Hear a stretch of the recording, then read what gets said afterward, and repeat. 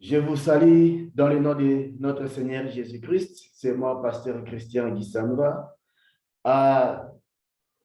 Je vous invite à être avec moi durant ce petit moment. Nous allons partager la parole de Dieu dans la série de l'esprit d'un leader. L'esprit d'un leader, c'est une série d'enseignements que nous commençons aujourd'hui. Aujourd'hui, nous allons nous baser dans la Bible, dans les chapitres 1er du livre de Genèse, à partir du verset 28 jusqu'au verset 32. Si tu lis très bien ce verset-là, tu vas comprendre le cœur de Dieu, tu vas comprendre l'esprit de Dieu. Alléluia. Dans ce chapitre, dans ce passage, le Seigneur dit, créons l'homme dans notre image, dans notre ressemblance. Le Seigneur Dieu est un leader. Le Seigneur Dieu est un leader. Il a un esprit de leader. Il a créé l'homme avec son esprit. Il a créé l'homme et a mis dans l'homme l'image de Dieu, l'esprit de Dieu, l'esprit d'un leader. Et puis, il lui a donné une responsabilité. Il a donné une responsabilité. Il a dit, il a donné la responsabilité de prendre soin, de garder, de protéger, de diriger, de dominer sur tout ce qui vit sous la terre, sur la terre, dans les airs, tout ce qui vit, tout ce que le Seigneur a créé, toute la créature de Dieu a été sous la domination de l'homme. L'homme a eu la responsabilité de dominer, pas sur un autre homme, mais de dominer sur les créatures, de dominer sur les choses. Alléluia. Alors, ça, c'est l'esprit que Dieu a mis dans l'homme. L'esprit que Dieu a mis dans l'homme, il lui a donné la responsabilité. Dans la Bible, Dieu a créé l'homme dans son image et il a donné la domination. Alléluia. La domination, quand on parle de la domination, c'est avoir le pouvoir sur quelque chose, avoir le pouvoir sur une situation. Oh, gloire au Seigneur. Ainsi, quand une personne créée à l'image de Dieu, celui qui a l'esprit de Dieu, en lui, il y a l'ADN de Dieu. Pour dire qu'en lui, il y a l'esprit de Dieu, l'esprit dominant de Dieu, l'esprit de guider, l'esprit d'un leader. Alors, au-delà de cela, Dieu lui a donné la responsabilité aussi de garder le jardin d'Éden. Il devait garder le jardin d'Éden et la cultiver. Alléluia. Garder le jardin d'Éden, c'était un devoir que le Seigneur a donné à l'administrateur de tout ce qu'il a créé, qui est l'homme. Et puis, il lui a donné une femme ou alors une aide pour qu'elle soit là en l'aidant à atteindre des objectifs, à accomplir ses devoirs. Alors, la femme était là pour aider l'homme à accomplir les devoirs. C'est ainsi qu'aujourd'hui, nous avons le Saint-Esprit de Dieu qui est notre aide. Comme Jésus l'a dit, je vous enverrai une aide, qui est le Saint-Esprit. Il est notre aide pour nous aider à accomplir notre devoir. Alors, quel est ce devoir? Le devoir que le Seigneur a donné à l'homme, c'était de garder l'Éden et de la cultiver. Ça veut dire quoi? Je commence par garder. Donc, il faut savoir que toute personne a une responsabilité. Toute personne normale, il a une responsabilité. Alors, c'est que les gens, là où les gens échouent dans leurs responsabilités, à accomplir leurs responsabilités. Pourquoi? Ils ne savent pas qu'ils sont responsables de quelque chose. Ça, c'est de un. De deux, ils ne savent pas comment cultiver, comment... je vais revenir sur le mot cultiver, mais je suis en train de parler sur le mot responsabilité ou bien garder. Le Seigneur a donné à l'homme de garder tout ce qui est dans son environnement pour qu'il n'y ait pas de destruction. Et dans ce qui est dans son environnement, dans ce qui était dans l'Éden, s'il y avait aussi lui, la personne en soi. Il devait garder l'Éden en même temps, se garder parce qu'à l'Éden, il n'y avait pas de voleur. Il n'y avait pas de voleur. Il était la seule personne jusque-là. Alors pourquoi il devait garder Éden? Pourquoi il devait garder Éden? Il devait garder tout ce qui est dans Éden pour qu'il ne vole pas. Alors qu'est-ce qu'on devait voler dans Éden? C'est lui que le diable voulait voler. Alors c'est il dit, garde Éden. Là, c'est le chapitre 2. Garde Éden. Ça, c'est le 1. De 2, cultiver. Mais quand je parle de garder, qu'est-ce que c'est Éden? Éden, c'est la présence de Dieu.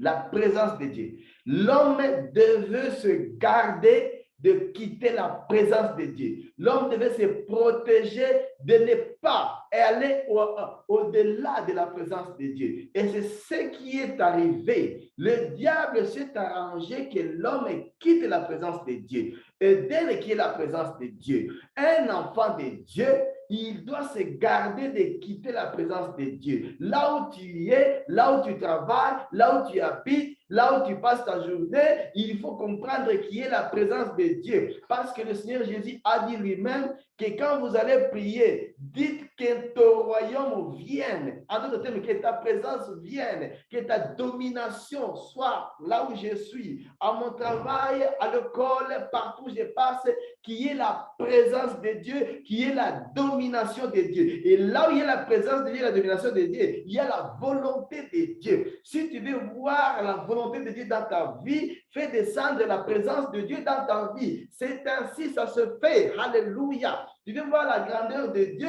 fais descendre la présence de Dieu. Amen.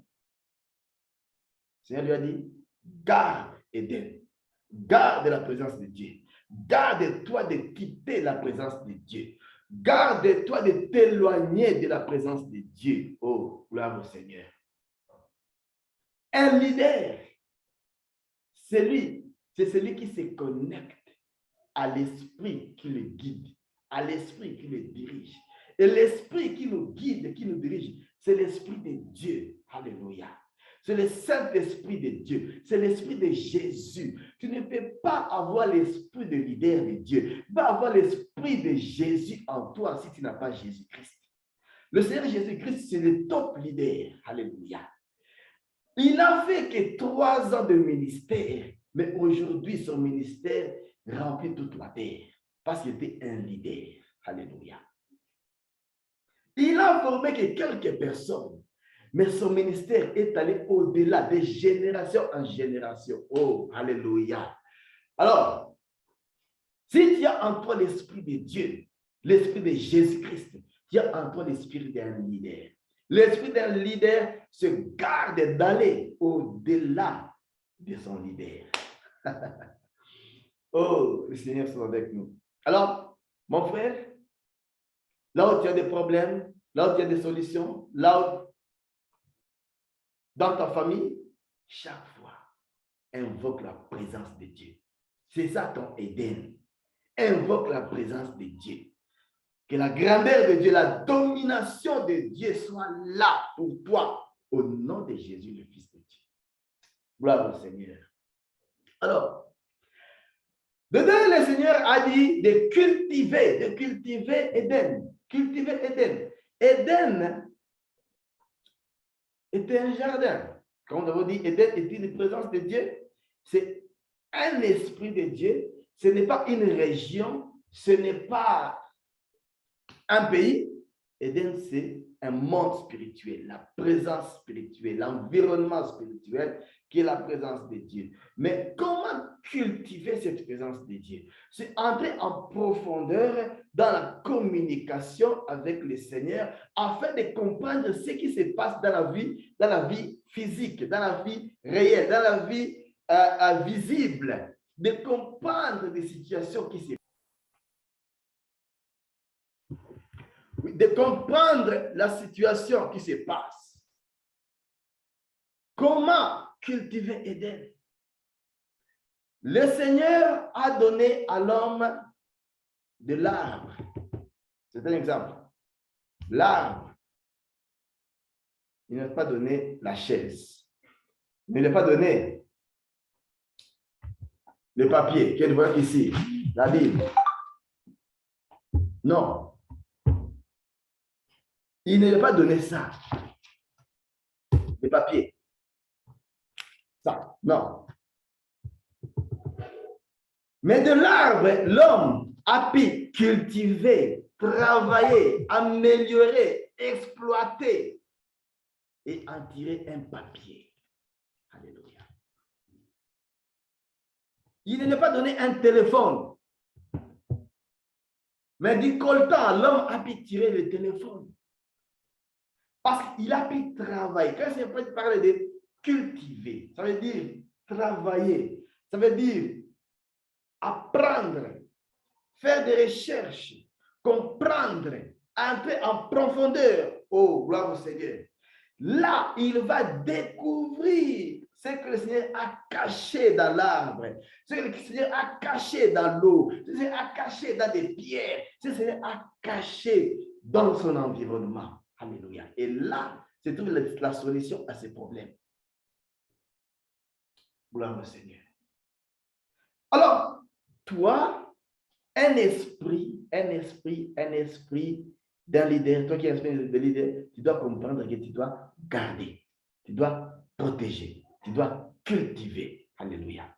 Pour terminer, la personne que le Seigneur lui a donnée, qui est Ève, était là pour l'aider. Comme le Saint-Esprit est là pour l'aider. Dans la vie physique, nous avons des collègues, nous avons des familiers, nous avons des voisins, nous avons des amis, nous avons même des ennemis. Toutes ces personnes-là qui font notre entourage, nous devons les garder. Nous devons les garder, nous devons les protéger, nous devons... Parce qu'ils sont là pour nous aider. Même ton ennemi est là pour t'aider. Est là pour t'aider à être vigilant. Ton ennemi, il est là pour qu'il t'aide à être vigilant. Il est là pour t'aider. Alléluia. Que le Seigneur vous bénisse. Ne voyez pas que tout le monde est là seulement pour te détruire, même s'il pense te détruire, mais en réalité, il te donne la sagesse et l'intelligence de comprendre que là, c'est dangereux. Que Dieu nous aide. Que Dieu soit avec nous. Aujourd'hui, notre topic d'aujourd'hui, notre thème d'aujourd'hui, c'est chacun est né avec un esprit de leader. C'est ça notre thème d'aujourd'hui. Chacun est né avec un esprit de leader. Chacun a un don de leader. Pas pour diriger les autres, pour diriger la première personne qui est toi. La personne la plus difficile à diriger, c'est toi. Et diriger et prendre soin de l'environnement et de cultiver cet environnement. Que Dieu vous bénisse, que Dieu soit avec vous. À la prochaine. Merci. Merci beaucoup. Merci pour tout. Et à la semaine prochaine. Amen.